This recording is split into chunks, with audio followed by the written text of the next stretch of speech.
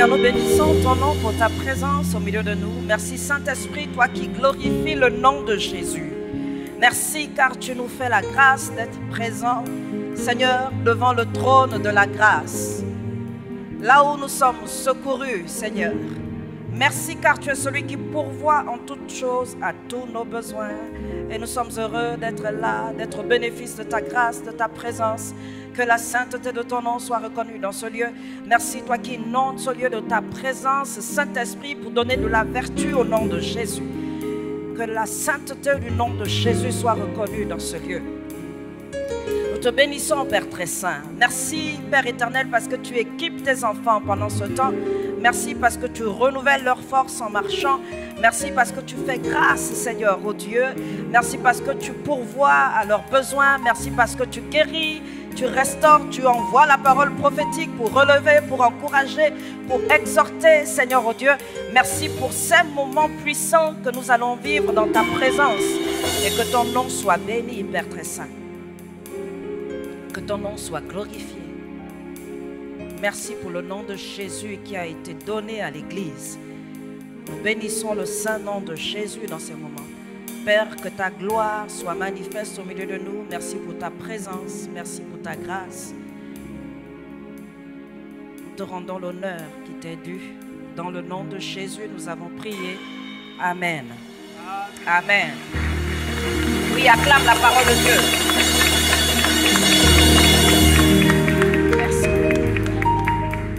Alors que tu te rassois, tu peux dire à ton frère, à tes côtés, acclame la parole de Dieu. Merci. Alléluia. Que Dieu soit béni. Allô? Allô? Que Dieu soit béni. La Bible dit que la parole de Dieu est vivante, hein? Donc si vous ne réagissez pas, c'est qu'il n'y a pas de la vie dans la parole. Amen, amen. Alléluia. Alléluia. Est-ce qu'on est en live sur Facebook, pasteur? On est en live, c'est ça?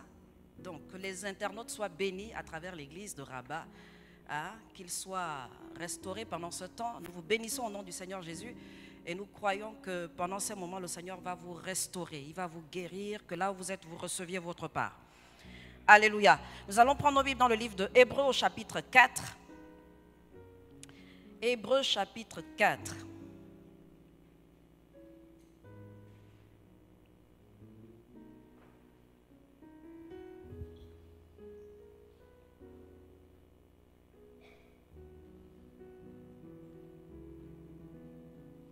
Hébreux chapitre 4.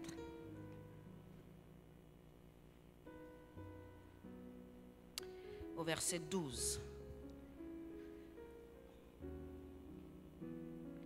La Bible déclare, car la parole de Dieu est vivante et efficace, plus tranchante qu'une épée quelconque à deux tranchants, pénétrante jusqu'à partager âme et esprit, jointure et moelle.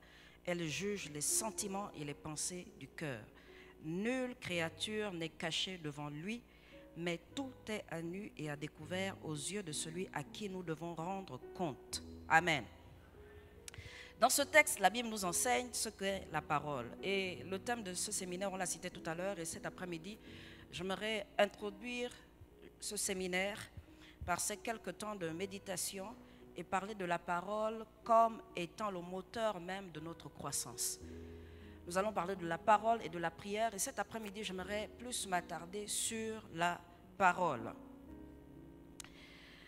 Lorsqu'on lit dans ce texte de Hébreux, la Bible déclare que la parole de Dieu, elle est vivante, elle est efficace, elle est plus tranchante qu'une épée quelconque à deux tranchants, pénétrante jusqu'à partager âme et esprit, jointure et moelle. Elle juge les sentiments et les pensées du cœur.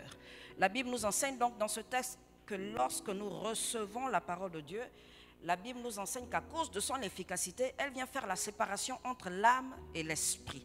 Elle vient montrer à l'esprit ce qu'il doit faire et à l'âme comment est-ce qu'elle doit se positionner.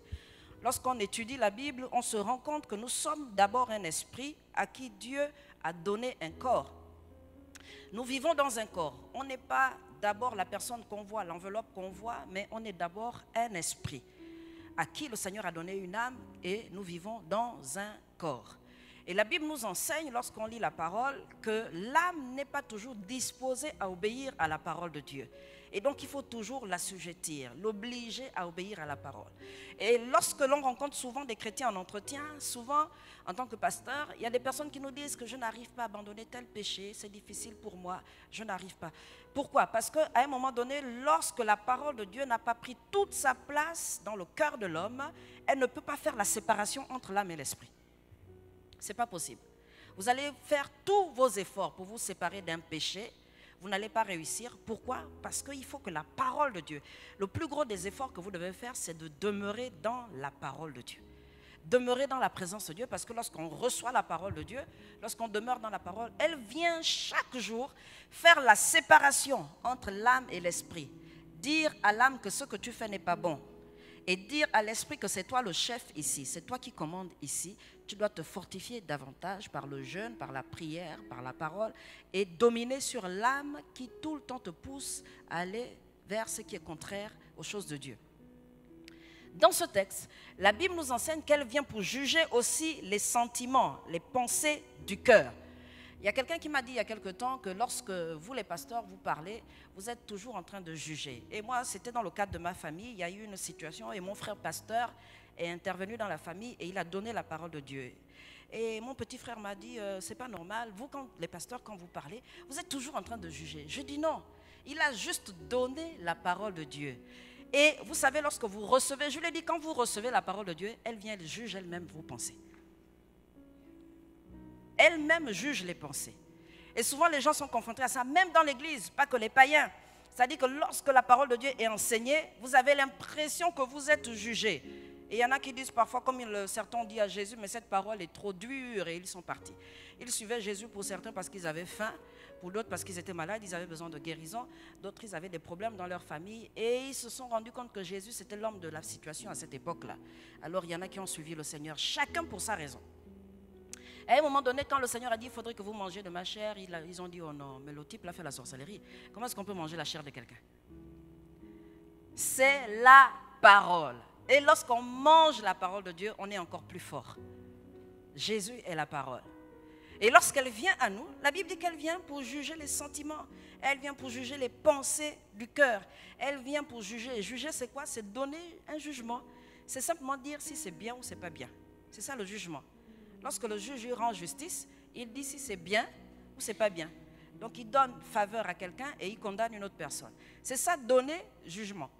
Et lorsque le Seigneur vient à nous à travers la parole, il vient aussi et il juge les pensées de nos cœurs. Il juge les sentiments que nous avons. C'est pourquoi la Bible nous encourage à avoir les pensées et les sentiments qui étaient en Jésus. Pour que lorsque la parole vient, elle vient pour nous encourager, pour nous affermir davantage.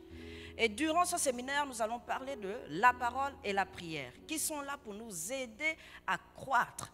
La Bible nous enseigne que Jésus était là, lorsqu'il était enfant, il croissait en stature et en grâce devant Dieu, mais aussi devant les hommes. Donc pour ceux qui ont choisi de servir Dieu qui est au ciel et que les hommes leur laissent tranquilles, les laissent tranquilles et qu'ils leur collent la paix, bien aimé, la Bible dit que Jésus croissait devant Dieu et devant les hommes.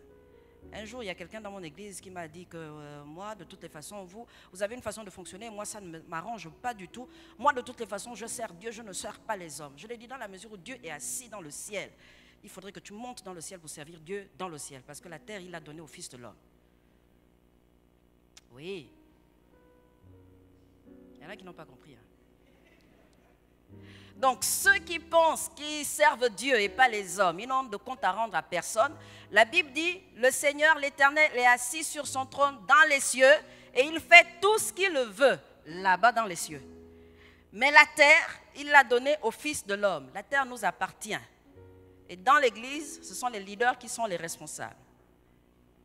Et donc, quand vous servez Dieu, la Bible dit qu'Israël était consacré à l'Éternel. Il servait l'Éternel Dieu, de Chroniques 35, verset 3, et Israël, son peuple. Donc quand vous aspirez au ministère, sachez que c'est pour servir Dieu qui est assis dans les cieux, mais aussi Israël, son peuple. La plus belle partie, c'est la partie où il faut servir Israël, son peuple. Quand le fer aiguise le fer, hein? Quand au-delà de tous vos dons, hein, de puissance, de révélation, vous vous rendez compte qu'on pense que vous avez un mauvais caractère. Et que pour vous, ce n'est pas grave parce que Dieu vous parle. C'est la meilleure partie du ministère. C'est là que Dieu éprouve. Et c'est là qu'il envoie sa parole. Et il ne passe pas que par la Bible, par les écrits. Il va passer par le frère, par la sœur qui vous énerve tellement là, que lorsqu'elle parle, elle a toujours quelque chose de contraire à dire, comme Michée.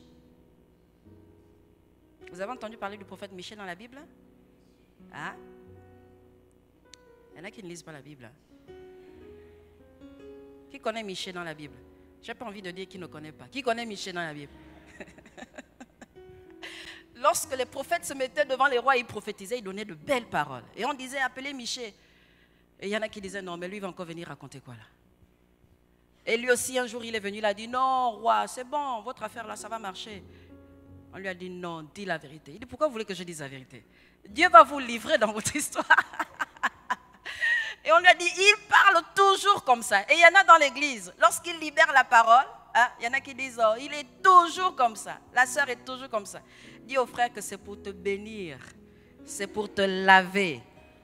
La Bible appelle la parole l'eau de la parole. C'est pour te laver, frère. Et durant toute cette semaine, Dieu va te faire du bien parce qu'il va te laver avec l'eau de la parole. Alléluia. Avec l'eau de la parole. Lorsqu'on sort de la douche, on est toujours propre normalement. Donc quand on est lavé avec l'eau de la parole, on sort toujours bien de là. Hein? On sort toujours guéri, restauré. Ça fait mal, mais ça fait du bien. C'est pour ton bien. Dis à ton frère, c'est pour ton bien. C'est pour te guérir, te restaurer. Hein? Moi, je profite, je suis avec vous les après-midi. Je profite à fond. Parce que quand mon mari sert, je suis l'épouse, je ne suis plus le pasteur. Hein? Pour ceux qui ne me connaissent pas quand j'exerce au ministère, quand ils n'ont jamais vu mon mari, ils se disent, ah, quand ils me voient avec mon mari, ils disent, c'est bizarre, hein? Elle est tranquille. Parce que là, je sers mon mari. Quand c'est lui qui se lève, moi, je le sers. Je suis pasteur. J'attends de ceux qui me disent, je suis son épouse. Je ne suis plus le pasteur ou le ministère prophétique qui est en train de servir. Je me mets derrière lui pour l'accompagner dans son ministère. Donc là, cet après-midi, je profite à fond là de vous servir. Supportez-moi bien cet après-midi. Alléluia. Je vais vous faire du bien cet après-midi. Avec l'eau de la parole. Et lui, quand il va venir ce soir, on va aller encore un peu plus loin. Alléluia. On va prendre nos Bibles dans le livre de Juges, au chapitre 13. Juges, chapitre 13. À partir du verset 6, on va lire quelques versets. 4 à 6, ensuite on va lire 8 à 9. Juges, chapitre 13.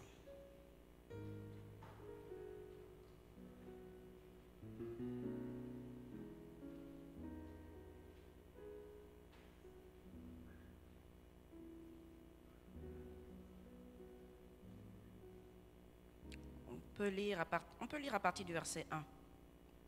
Les enfants d'Israël firent encore ce qui déplaît à l'Éternel, et l'Éternel les livra entre les mains des Philistins pendant 40 ans. Il y avait un homme de Tsoréa, de la famille des Danites, et qui s'appelait Manoach. Sa femme était stérile et n'enfantait pas. Un ange de l'Éternel apparut à la femme et lui dit, « Voici, tu es stérile et tu n'as point l'enfant. Tu deviendras enceinte et tu enfanteras un fils. Maintenant, prends bien garde, ne bois ni vin ni liqueur forte et ne mange rien d'impur, car tu vas devenir enceinte et tu enfanteras un fils. Le rasoir ne passera point sur sa tête, parce que cet enfant sera consacré à Dieu dès le ventre de sa mère, et ce sera lui qui commencera à délivrer Israël de la main des Philistins. » La femme alla dire à son mari, « Un homme de Dieu est venu vers moi, et il avait l'aspect d'un ange de Dieu, un aspect redoutable. Je ne lui ai pas demandé d'où il était, et il ne m'a pas fait connaître son nom. Mais il m'a dit, tu vas devenir enceinte et tu enfanteras un fils. Et maintenant, ne bois ni vin, ni liqueur forte, et ne mange rien d'impur. Parce que cet enfant sera consacré à Dieu dès le ventre de sa mère jusqu'au jour de sa mort. » Manoach fit cette prière à l'Éternel. « Ah, Seigneur, que l'homme de Dieu que tu as envoyé vienne encore vers nous et qu'il nous enseigne ce que nous devons faire pour l'enfant qui naîtra. » Dieu exauça la prière de Manoach et l'ange de Dieu vint encore vers la femme. Elle était assise dans un champ et Manoach, son mari, n'était pas avec elle. Elle courut promptement donner cette nouvelle à son mari et lui dit, « Voici, l'homme qui était venu l'autre jour vers moi m'est apparu. Manoach se leva, suivit sa femme, alla vers l'homme et lui dit, « Est-ce toi qui as parlé à cette femme ?» Il répondit, « C'est moi. » Manoach dit, « Maintenant, si ta parole s'accomplit, que faudra-t-il observer à l'égard de l'enfant et qu'y aura-t-il à faire ?» L'ange de l'Éternel répondit à Manoach, « La femme s'abstiendra de tout ce que je lui ai dit. Elle ne goûtera d'aucun produit de la vigne, elle ne boira ni vin ni liqueur forte, et elle ne mangera rien d'impur. Elle observera tout ce que je lui ai prescrit. » Manoach dit à l'ange de l'Éternel, « Permets-nous de te retenir et de t'apprêter un chevreau. » L'ange de l'Éternel répondit à Manoach, « Quand tu me retiendrais, je ne mangerai pas de ton mets.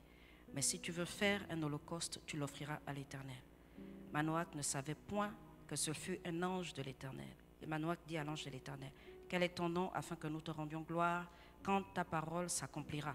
L'ange de l'Éternel lui répondit, « Pourquoi demandes-tu mon nom? Il est merveilleux. » Manoach prit le chevreau et l'offrande et fit un sacrifice à l'Éternel sur le rocher. Il s'opéra un prodige pendant que Manoach et sa femme regardaient. Comme la flamme montait de dessus l'autel vers le ciel, l'ange de l'Éternel monta vers la flamme de l'autel.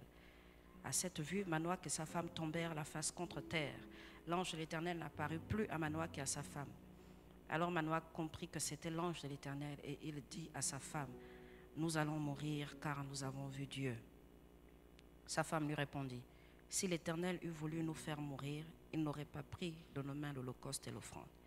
Il ne nous aurait pas fait voir tout cela et il ne nous aurait pas maintenant fait entendre pareille chose. » Amen.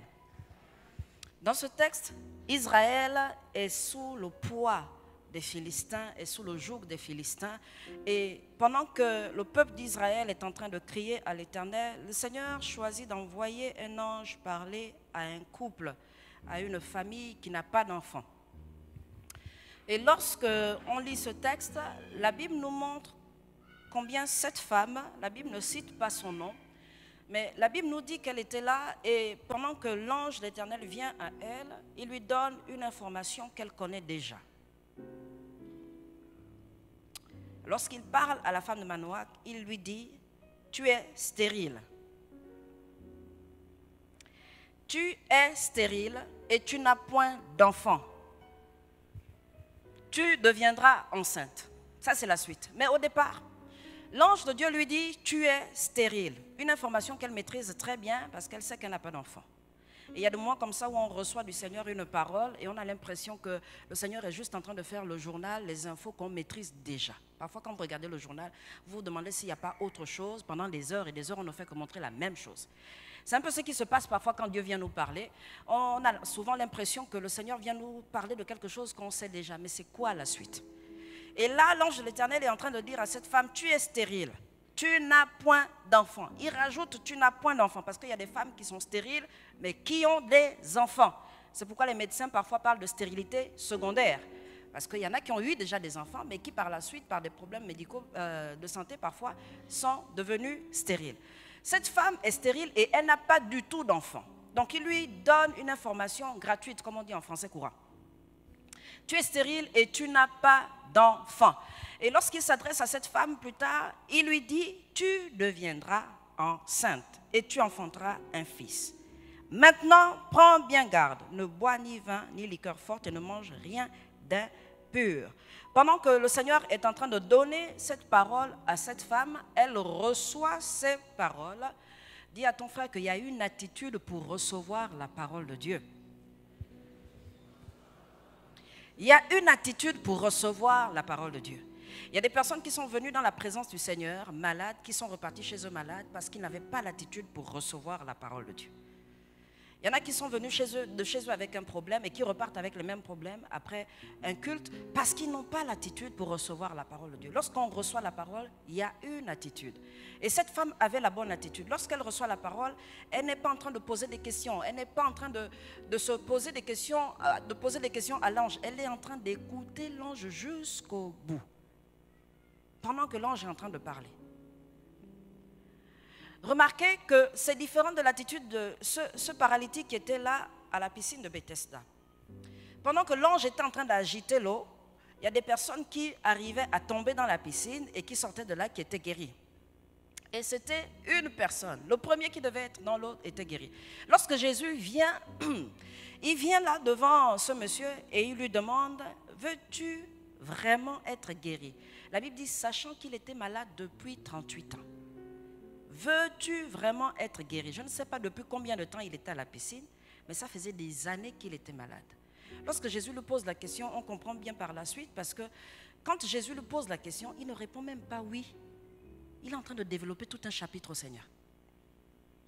Il dit non, ici tu sais, tout le monde est méchant, tout le monde est méchant. Lui, celui qui est là-bas, quand l'ange commence à agiter l'eau, il y a son voisin qui l'a pris, il l'a mis dans l'eau, l'autre l'a pris, le frère, la soeur. Moi, personne ici ne s'occupe. Il n'y a personne pour me jeter dans la piscine. Ce n'est pas ce que Jésus lui a demandé. Jésus lui a posé la question de savoir s'il voulait vraiment être guéri.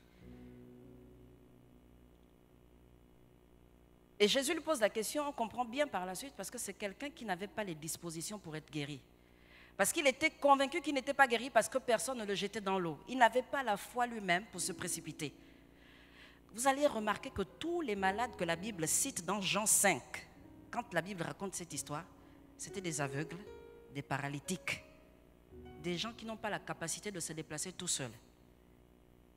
Vous n'avez pas remarqué ça? La Bible ne parle pas des gens qui avaient mal au bras, hein, parce que vous pouvez courir quand vous avez mal au bras. La Bible parle des paralytiques, des aveugles. Mais la Bible parle d'un challenge. Il fallait se précipiter pour se jeter dans la piscine. Comment le Seigneur peut mettre un challenge aux paralytiques? Ou aligner les aveugles et dire 1, 2, 3. Le premier qui sera dans l'eau sera guéri. Mais pourquoi le Seigneur parle de ça? Parce que dès l'instant où les anges de Dieu sont présents, il y a une atmosphère pour la guérison, pour le miraculeux. Il y a le don de foi qui est manifeste. C'est-à-dire qu'en temps normal, tu te dis que là, en temps normal, non, ce n'est pas moi qui vais courir, sauter là et me retrouver dans la piscine. Mais à cause de l'atmosphère de la présence de Dieu, lorsque le Seigneur déploie ses anges, le don de foi naît. Et tu te dis qu'aujourd'hui, je vais me retrouver dans la piscine. Que quelqu'un me précipite dans la piscine ou pas, je vais me retrouver dans la piscine. Et cet homme n'avait pas cette attitude. Il n'avait pas la même attitude que cette femme qui était en train d'écouter l'ange jusqu'au bout. Parce que vous savez, lorsque Dieu vous parle, c'est important de comprendre ce que le Seigneur vous dit. C'est important d'entendre la parole de Dieu. La Bible dit que la parole de Dieu est efficace. Elle est comme une épée à double tranchant. C'est-à-dire que d'un côté comme de l'autre, ça coupe. Tu tournes la parole d'un côté, d'un autre, ça coupe. Tu la mets en arrière, l'épée, tu envoies en avant, tu envoies à gauche ou à droite, elle coupe. C'est ça à double tranchant. Quel que soit l'obstacle qui peut se retrouver face à la parole de Dieu, c'est ce que la Bible est en train de dire. Quelle que soit la montagne qui peut se retrouver face à la parole de Dieu déplace cette montagne. Double tranchant. Et cette femme est en train d'écouter l'ange pendant qu'il est en train de parler. Il lui dit, tu es stérile. Et par la suite, il lui dit, tu vas enfanter. Tu vas avoir un fils. Quelque temps plus tard, cette femme part de là. Elle reçoit cette parole. Elle part de là. Elle va voir son mari et elle lui raconte toute l'histoire. Son mari fait une prière et dit au Seigneur, renvoie l'ange, renvoie l'homme de Dieu que tu as envoyé pour qu'il vienne nous redire encore ce qu'il a dit à ma femme.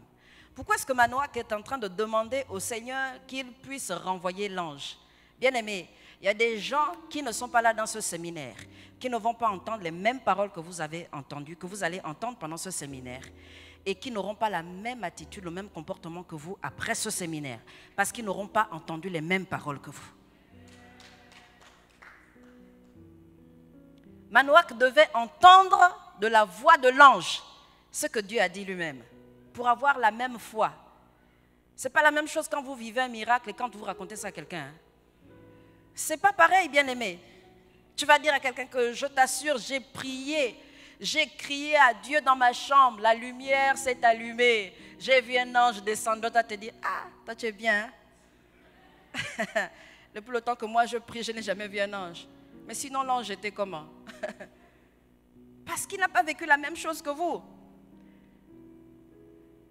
Il y a 2 jours, lorsque j'étais à l'église, il y a une dame de mon église qui m'a envoyé un message il y a 1 semaine pour me demander si je pouvais recevoir sa collègue infirmière qui a perdu sa fille. Ça fait des années et tout, ça faisait, la dame m'a dit 12 ans que la fille était décédée et la fille est décédée le jour de son anniversaire, le jour de sa 12e année. La petite est décédée. Et depuis le temps, cette dame n'arrive pas à passer le deuil. Elle est toujours en train de pleurer. Et dans la famille, c'est pareil. Et lorsque cette femme est venue, je l'ai reçue après le culte. Et pendant que j'étais en train de parler avec elle, je lui ai demandé comment est-ce qu'elle avait vécu le culte. Elle m'a dit c'était vraiment bien. Ce que je ressens en ce moment, il faut que je revienne plusieurs fois pour ressentir la même chose. J'ai dit oui, il faut revenir plusieurs fois pour ressentir la même chose. Et je lui ai posé des questions sur sa fille. Je lui ai demandé de me parler de sa fille. Et lorsque je lui ai raconté mon histoire, la sœur dans l'église voulait que je la voie parce que j'ai écrit un livre et je raconte l'histoire du décès de mon père. J'ai perdu mon père alors que je vivais ici au Maroc. Et ça a été très très compliqué pour moi. Au point où j'ai écrit un chapitre sur le deuil dans le premier livre que j'ai écrit. Et lorsque je parlais avec cette dame, j'étais en train d'expliquer à cette dame, au-delà du fait qu'elle a lu mon livre, je lui ai dit que dans un livre on ne peut pas tout écrire. Et je lui expliquais ce que j'ai vécu au-dedans de moi. Et pendant qu'elle était en train de m'écouter, elle était là, oui, c'est vrai. Ah oui, moi aussi j'ai vécu ça. Ah oui. Pourquoi? Parce qu'elle était en train de comprendre ce que moi je vivais. Et moi, je comprenais ce qu'elle vivait. Parce que j'ai expérimenté la même chose. C'est pareil avec la parole de Dieu. Lorsqu'on reçoit la parole de Dieu ensemble, quand on vit quelque chose ensemble, comme ce séminaire, on va parler le même langage. On va vivre la même chose. On n'a pas les mêmes problèmes, mais on va expérimenter la même puissance de Dieu. La même parole va opérer différemment. Alléluia. Et c'est ce que Manoach était en train de dire. Il voulait comprendre ce que Dieu est en train d'expliquer à sa femme. Lorsque l'ange revient, il demande à l'ange de lui dire. Remarquez que l'ange dit mot pour mot ce qu'il a dit à sa femme. Il dit les mêmes paroles. Il lui redit ce qu'il a dit à sa femme. Qu'est-ce qu'on doit faire? Il répète la même chose. Elle ne doit pas boire de liqueur forte. Elle ne doit pas boire de vin. Il est en train de donner des recommandations. Il fallait que son mari écoute la même chose pour qu'ils soient tous les deux positionnés correctement. Pour que lorsqu'ils devaient être en train de manger ensemble, quand le mari allait dire on prend un peu de vin et qu'elle dise non, moi l'ange m'a dit de ne plus boire le vin, il va dire comment ça? Est-ce que tu es sûr que c'est l'ange qui t'avait parlé? Non, c'est très important, hein, bien-aimé. Et ça arrive même dans les couples. Hein? Quand il y a un qui a reçu une conviction de la part du Seigneur et l'autre n'était pas là quand vous avez reçu la conviction. L'autre doute de ce que tu as reçu parce que vous n'êtes plus sur la même longueur d'onde. C'est la même chose avec la parole lorsqu'on reçoit la parole le dimanche matin. Quand il y en a qui sont absents, quand ils reviennent, ils se demandent mais pourquoi est-ce que toi tu es aussi zélé? Pourquoi est-ce que tu es aussi excité? C'est juste à cause de tel événement, mais parce qu'il n'était pas là quand le Seigneur a parlé.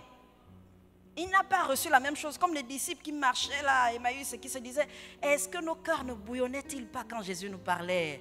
Ça chauffait au-dedans de nous quand il parlait. Les autres n'étaient pas là. Les autres n'étaient pas là. Et c'est pareil. Ne ratez aucune rencontre pendant ce séminaire, bien-aimés. Parce que Dieu va vous visiter. Dieu va vous faire du bien. Et lorsque Manoach reçoit ces instructions, vous allez vous rendre compte que Dieu ne lui donne pas un bâton comme il a donné à Moïse. Hein? Le Seigneur ne lui a pas donné un bâton. Le Seigneur ne lui a pas dit d'aller avec le bâton et puis de parler dans sa maison et tout. Non, Dieu lui a donné la parole. Il lui a donné une parole. Et c'est pareil aujourd'hui. Lorsque vous aurez besoin d'une orientation, Dieu va vous donner une parole. Lorsque vous aurez besoin de guérison, Dieu va vous donner une parole de guérison. Lorsque vous aurez besoin de délivrance, il va déclarer la délivrance par sa parole. La Bible dit dans Job que lorsque l'homme est dans la fosse, il dit à l'ange, délivre-le. Il donne une parole à l'ange pour délivrer. À chaque fois, Dieu va vous donner une parole. Et ce que Dieu est en train de faire dans ce texte, lorsque la Bible nous relate cette histoire, le Seigneur est en train de nous instruire. Au verset 39, le verset 9, pardon, on va relire juste le verset 9 ensemble. Verset 9, vous gardez toujours Juge 13. La Bible dit, Dieu exauça la prière de Manoach et l'ange de Dieu vient encore vers la femme. Et elle était assise dans un champ et Manoach, son mari, n'était pas avec elle. Dieu exauce la prière de Manoach et l'ange vient encore vers la femme. Vous allez vous rendre compte que l'ange ne revient pas vers lui qui a demandé la prière. L'ange repart vers la personne qui est concernée par le projet de Dieu. L'ange ne repart pas vers celui qui a prié, mais l'ange repart vers la personne qui est directement concernée par le projet de Dieu. Le projet de Dieu pour Israël, c'était qu'il envoie vers Israël un libérateur. Israël était sous le joug des Philistins. Ça n'allait plus du tout. Le peuple de Dieu avait péché et le Seigneur les avait soumis à leurs ennemis. Et Dieu veut envoyer un libérateur. Et pendant que la mère de Samson, parce que c'est Samson qui vient plus tard, c'est le bébé dont il est question, pendant que la mère de Samson cherche un bébé, Dieu lui cherche un libérateur. J'attire votre attention sur vos motivations. Pendant que vous cherchez de l'argent, Dieu cherche à construire son œuvre. Pendant que vous cherchez un mari, Dieu cherche un couple de serviteurs. Selon vos motivations, Dieu va vous exaucer ou pas, bien-aimé. Si tu veux le mariage parce que tout le monde se marie, parce que ton âge passe, Dieu ne va pas te donner un mari. Si tu veux un mari parce que tu veux servir le Seigneur, là, Dieu se rend compte qu'il y a quelqu'un qui cherche à résoudre mes problèmes. Donc, je vais lui donner un mari parce qu'elle cherche mes intérêts. Dis à ta soeur que c'est de toi que le pasteur parle.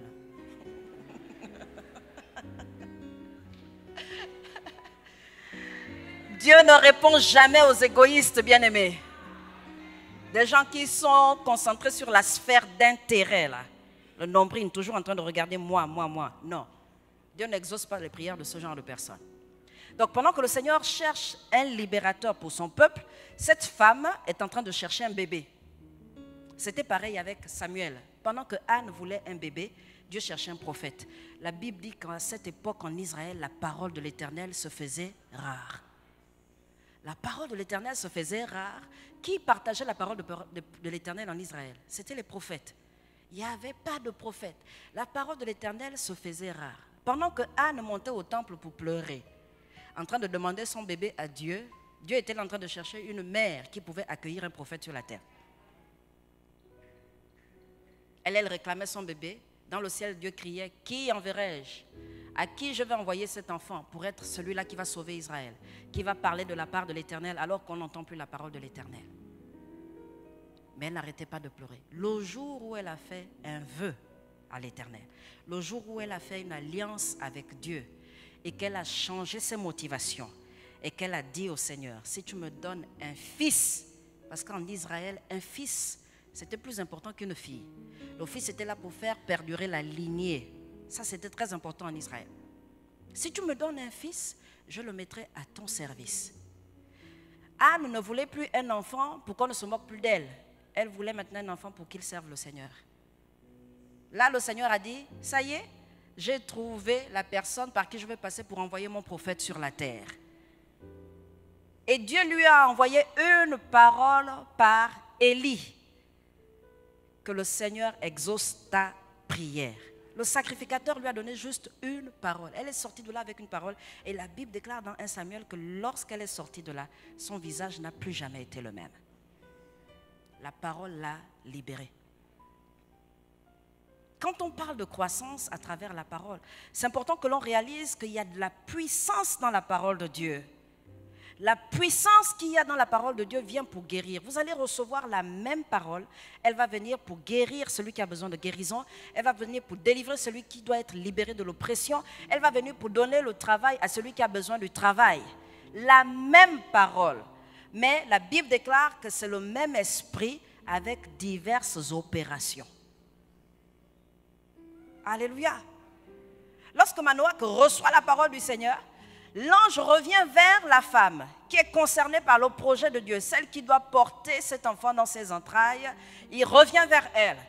Et elle va chercher son mari, elle dit, viens maintenant. Parce qu'il est revenu, l'ange est revenu. Et il est là, il est en train d'écouter ce que le Seigneur est en train de dire. Et on se rend compte par la suite, quand on lit l'histoire de la venue de Samson, qu'ils ont respecté l'orientation. Les orientations que le Seigneur leur a données. Ils ont respecté l'instruction que le Seigneur leur a donnée. Pourquoi est-ce que la parole de Dieu apparemment n'est pas efficace dans la vie des gens? Parce qu'on ne respecte pas ce que Dieu dit. Parce qu'on n'honore pas cette parole. Il y a des gens qui ont parfois reçu de Dieu des paroles sur leur vie, sur leurs projets.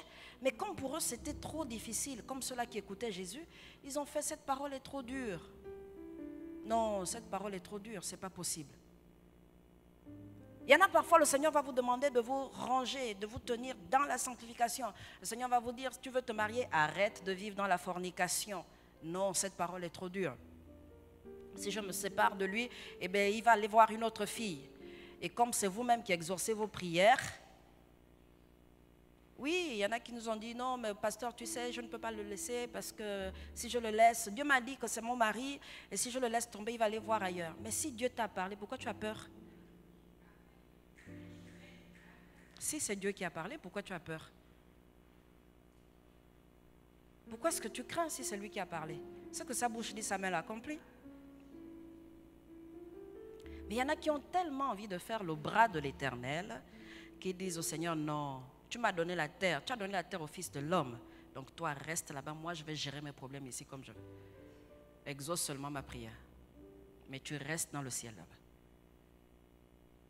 Et à chaque fois que le Seigneur veut faire passer quelqu'un à une autre dimension, il va toujours s'arranger à ce que cette personne écoute la parole d'instruction. Toujours. Il va toujours s'arranger. Les gens ne sortent pas comme ça, comme dans un rêve, et se disent, ah, j'ai entendu qu'on a parlé de moi. Non, Dieu s'arrange toujours à ce que vous entendiez ce qu'il veut de vous. La Bible déclare que le Seigneur a réveillé l'esprit du roi Cyrus pour amener Israël à faire la volonté de Dieu. C'est le roi Cyrus qui a réveillé les Israélites pour leur rappeler la parole du Seigneur. Mais Dieu vous a parlé, qu'est-ce que vous êtes en train de faire? Le Seigneur ramène toujours sa parole à celui qui l'a entendu. Parce que dès l'instant où on entend la parole de Dieu, on devient responsable. Dès l'instant où on écoute la parole de Dieu, on devient responsable de ce qu'on écoute. Parce que le Seigneur dira que non, je ne peux pas t'excuser parce que tu as entendu ce que je t'ai dit. Si la mère de Samson n'avait pas obéi à l'instruction du Seigneur, elle n'aurait pas eu Samson. Et leur situation était tellement compliquée qu'il fallait que son mari entende vraiment la parole. On est dans un contexte où sa femme est stérile. Mais quand elle vient lui raconter cette histoire, elle ne vient pas juste lui dire que l'ange a dit que je vais avoir un enfant. Elle rajoute que l'ange qui est venu me parler a dit non seulement que je vais avoir un enfant, mais que c'est lui qui va sortir tout Israël des 40 années d'assujettissement aux ennemis qu'on a. Vous vous rendez compte de ce qu'elle est en train de raconter à son mari? Non, le type a dit que ton affaire là, Seigneur, il allait dans la chambre, il a dit, Seigneur, renvoie d'abord l'homme la parler parce qu'il faut que moi-même j'entende ça. 40 ans, et c'est par nous que tu vas passer parce que nous on est qui? 40 ans. On a déjà un problème de stérilité à gérer, mais en plus de ça, nous on va avoir un enfant qui va venir délivrer Israël parce que nous sommes qui nous? Il fallait qu'il entende la parole de Dieu parce que la parole de Dieu vient pour renverser les raisonnements. La Bible dit que lorsqu'elle est prêchée, lorsqu'elle est annoncée, elle est confrontée au raisonnement hautain. Ça se dresse contre la connaissance de Christ. Ça se dresse contre la révélation de la parole. Quand on reçoit la parole, elle vient renverser ce qui a été construit dans l'âme depuis des années et des années et des années. Ça fait des mois que je suis malade. Ça fait des années que je suis malade. Dieu ne peut pas me guérir juste comme ça parce que le pasteur a dit, si tu crois, tu vas être guéri ce matin. Les raisonnements hautains. Ça fait des mois que je cherche le travail. Et ce matin, le pasteur se lève juste comme ça et il dit, ah, Dieu m'a parlé ce matin, il y a une grâce pour le travail. Juste comme ça. Alors que ça fait des mois que j'envoie mon CV, j'ai fait des stages, mon CV est bien garni. Et juste une parole. Lorsque la Bible nous enseigne sur la parole de Dieu, la Bible déclare qu'il y a une onction qui vient pour briser les jougs. Elle vient pour briser les jougs. Et lorsqu'on reçoit cette parole, elle vient avec l'autorité nécessaire pour briser tous les jougs qui sont confrontés à elle. Alléluia. Et il fallait que Samson arrive pour le peuple d'Israël, mais pour qu'il vienne au monde, il fallait que ses parents respectent les instructions que le Seigneur avait données. Et on voit plus tard, cette femme est dans un champ. Elle n'était pas oisive, ce n'est pas quelqu'un qui attendait la parole du Seigneur comme ça, se dit non, ah ben donc Dieu a parlé et maintenant je vais rester là en train d'attendre. Non, elle a continué à travailler. Elle était dans le champ. Et c'est pareil aujourd'hui pour ceux qui aspirent à voir la gloire de Dieu se manifester. Continuez à servir le Seigneur. Servez-le de tout votre cœur. Soyez motivés à venir à l'église. Que votre sujet de prière ait déjà été exaucé de façon visible ou pas. Continuez à servir Dieu de tout votre cœur. C'est pendant que vous êtes en train de servir que le Seigneur va manifester sa gloire. C'est pendant que vous servez. Parce que le Seigneur verra l'œuvre de Dieu avancer à travers vos mains. La Bible dit, ton Dieu ordonne que tu sois puissant, mais la Bible dit, affermis, ô Dieu, ce que tu as fait pour nous. Et Et c'est la foi qui permet que Dieu affermisse ce qu'il a fait pour nous. Il a donné une parole, Seigneur, affermis mon témoignage.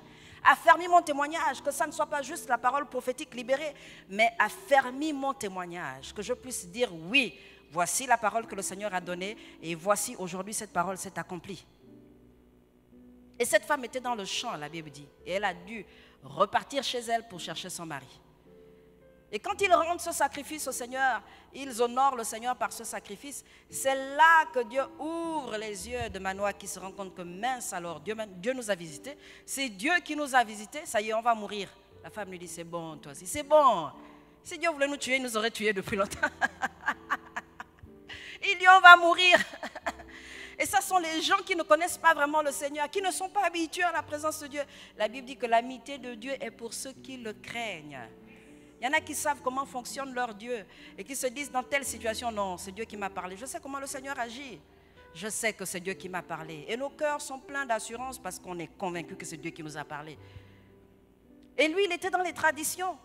Pourquoi? Parce que la tradition disait, on ne peut pas voir Dieu et rester le même. Et il avait raison sur le plan des hommes. C'était normal. Mais elle avait une révélation de Dieu. Et c'est ça la parole. Le but de la parole, c'est de venir créer la révélation dans ton cœur. La révélation, c'est la lumière. Elle nous éclaire. Et lorsque le Seigneur envoie sa parole, la Bible dit, il envoya sa parole et elle les guérit et elle les délivra de la fosse. Et durant ce séminaire, le Seigneur va envoyer sa parole, quelle que soit la situation par laquelle tu passes.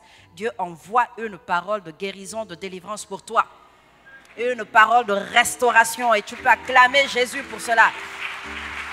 Il envoie une parole pour toi. Alléluia. Dieu envoie sa parole pour guérir. Il envoie pour restaurer. Il envoie pour délivrer. La Bible dit qu'elle est efficace. Elle est plus tranchante qu'une épée quelconque à double tranchant. De part et d'autre, elle coupe. Tu veux échapper à la parole de Dieu, elle coupe. Quel que soit le côté par lequel tu veux prendre la parole, elle coupe. Même quand tu veux te servir de la parole comme prétexte, fais attention parce qu'elle va te couper à la fin. Elle va couper à la fin. Alléluia. Et l'objectif du Seigneur, c'est que nous puissions grandir, que nous puissions croître à travers cette parole. Que sa parole soit celle-là qui vient pour restaurer, pour guérir, mais qu'elle nous donne, comme la Bible le dit pour Jésus, que nous puissions grandir en stature et en grâce, non seulement devant le Seigneur, mais aussi devant les hommes. Il y a des gens qui grandissent devant le Seigneur. Pendant un temps, le Seigneur va nous cacher. Il va nous garder là, dans le secret. Il y a des expériences qu'on va vivre avec Dieu dans le secret, comme David, qui a tué le lion, l'ours, dans le secret. Il grandissait devant le Seigneur. À un moment donné, il a grandi devant les hommes. Quand il se présentait devant Goliath, il a dit, le même Dieu qui a fait en sorte que je tue le lion et l'ours là-bas dans le secret, c'est lui-là, au nom de qui je me présente devant Goliath. Devant Dieu et devant les hommes. Et ça, c'est l'œuvre de la parole. C'est l'œuvre de la parole. Et vous avez la grâce aujourd'hui. Nous, à notre époque, quand on vivait au Maroc, vous savez, on revenait de l'étranger avec les vidéos, les cassettes vidéo. À l'époque, c'était cassettes vidéo. Et les cassettes qu'on mettait dans les radios, cassettes. On rentrait avec un stock. On l'emballait bien, mais bien. Et on passait ça en boucle. Je me souviens d'un frère qui était capable de réciter les messages de Jimmy Swaggart. Tellement on avait les mêmes choses. Tous les jours. Tous les jours. Mais à chaque fois qu'on écoutait la même parole tous les jours, elle ne produisait pas le même effet. Parce que la parole de Dieu est puissante. Elle est efficace, la Bible dit. Elle produisait la joie un jour, elle produisait la paix un autre jour. C'était le même message. Mais le même esprit, comme la Bible dit, a diverses opérations. Et aujourd'hui, vous avez des séminaires. Encouragez ceux qui ne sont pas là à être présents. Profitez de la parole. Ne vous dites pas rencontre des femmes, c'est réservé aux femmes. Rencontre des hommes, c'est réservé aux hommes. Pendant que je préparais ces temps, je dis, Seigneur, je vais faire à l'ouverture, là, je vais faire un message sur les femmes. Le Seigneur dit non. Pourquoi? Parce que là, on est en train de courir par ces temps de la fin, il n'y a plus des messages qui sont typiquement réservés aux hommes, réservés aux femmes. Il y a des thématiques, c'est vrai. Un chef de famille reste un chef de famille, chacun sa place. Hein. Une femme qui enfante, elle enfante, l'homme ne va jamais donner au monde un enfant. Donc il y a des thématiques qui sont propres aux hommes, aux femmes, c'est vrai. Mais aujourd'hui, la parole de Dieu, dans ces temps de la fin, le Seigneur fait en sorte que vous vous retrouvez dans une conférence de femmes et vous êtes bénis au même titre qu'une femme. Parce que les temps sont courts, bien-aimés. Les temps sont courts. Et ceux qui ont de l'intelligence pour comprendre les temps, comme la Bible dit, ceux qui ont l'intelligence des temps, ne perdent plus le temps avec il y a hommes et femmes. Non, la Bible dit il n'y a plus ni hommes ni femmes. Conférence de femmes, vous allez me trouver là-dedans. Nous tous, on va aller recevoir cette parole. Pourquoi? Parce que le Seigneur certainement va me donner quelque chose. Alléluia. Alors je vous encourage vraiment à préparer chaque rencontre dans la prière. Dieu veut accorder des grâces excellentes. La Bible parle des grâces excellentes, des grâces supérieures. Plus comme le commun des mortels. Il fait lever son soleil sur les bons et sur les méchants. Vous n'allez pas convaincre à quelqu'un qui ne connaît pas Dieu que Dieu existe parce que vous avez le soleil. Lui aussi, il a le soleil. Mais la Bible parle de grâce excellente. C'est-à-dire qu'il vous positionne à un moment donné. Mais pour cela, il va vous donner une parole. Une parole. Peut-être que c'est pour votre affaire, peut-être que c'est pour votre entreprise. Dieu va vous donner une parole. Même quand ça sera pour mettre en place un procédé, un processus, il va toujours vous donner une parole. Dieu donne toujours une parole. Tout ce qu'un enfant de Dieu doit faire doit être fondé sur la parole de Dieu. Dès l'instant où vous faites quelque chose qui n'est pas basé sur la parole de Dieu, ce n'est pas Dieu qui vous a parlé. Et Dieu ne peut pas soutenir ce que vous êtes en train de faire parce que ce n'est pas basé sur sa parole. Sa parole, ça peut être la parole écrite, ça peut être une parole révélée. Ça peut être le réma qu'il a préparé pour vous. Mais en toute chose, même quand vous allez vous présenter devant lui pour crier en faveur de votre famille, en faveur de l'Église, Dieu va toujours vous répondre par une parole. Dieu donne toujours une parole. C'est cette parole qui va vous garder dans le mauvais jour. C'est cette parole qui va réveiller l'espérance en vous lorsque vous serez découragé. Le diable est venu parler au Seigneur dans le désert. Le Seigneur lui a répondu par la parole.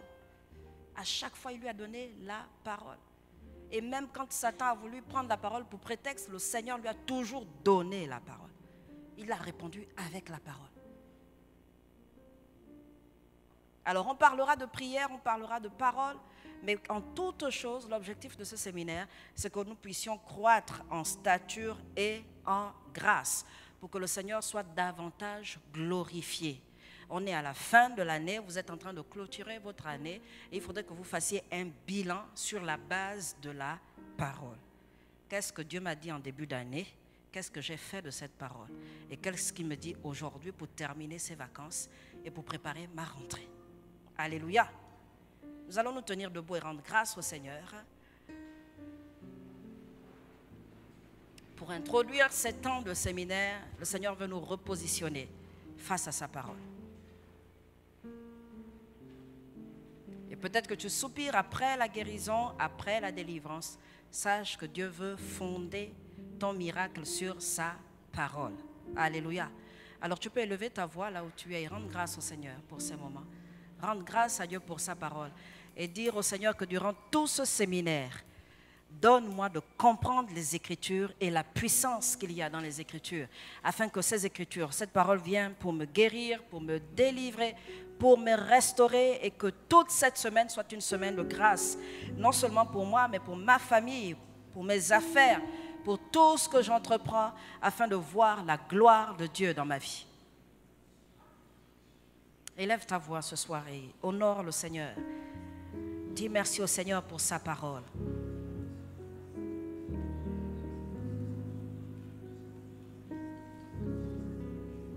Alléluia. Merci pour ta parole, Seigneur.